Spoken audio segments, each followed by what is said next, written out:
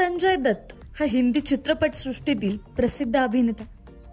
तो केवळ त्याच्या काळातील हिट चित्रपटांसाठीच नाही तर त्याच्या अफेअर्ससाठी देखील नेहमी चर्चेत असायचा. त्याच्या काळातील अनेक बड्या स्टार अभिनेत्री सोबत त्याचं अफेअर होतं. त्याने 3 वेळा लग्न केलं आणि आता त्याची 3री पत्नी मान्यता ही त्याच्या सोबत राहते. पण आता त्याचं मन त्याच्यापेक्षा लहान असलेल्या अभिनेत्रीवर जडलं होतं. तो म्हणाला होता की तो तरुण असता तर या अभिनेत्रीशी त्याने लग्न केलं असतं.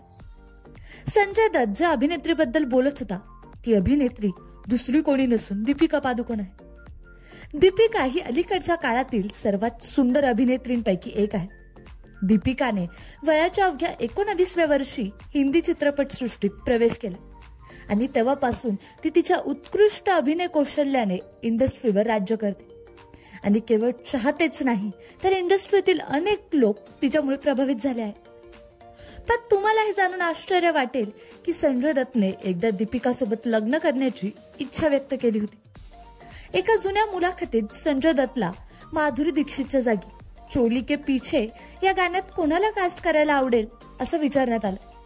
तेव्हा संजय दत्तने कोणताही संकोच न करता सांगितलं की मला दीपिका पादुकोण खूप सुंदर वाटते. तो म्हणाला होता की जर तो थोडा लहान असता तर त्याने तिच्याशी लग्न केलं असतं. संजय दत्तने अलीकडेच त्याची पत्नी मान्यता दत्त सोबत पुन्हा लग्न केलं. संजय दत्तने त्याची गर्लफ्रेंड मान्यता दत्त सोबत 2008 मध्ये गोव्यात पहिलं लग्न केलं. मान्यता दत्तचं खरं नाव दिलनवाज शेख असून तिचा जन्म मुंबईतील मुस्लिम कुटुंबात झाला. 2030 मध्ये ती प्रकाश झा यांच्या गंगाजल या चित्रपटातील आयटम सॉन्ग मध्ये दिसली होती.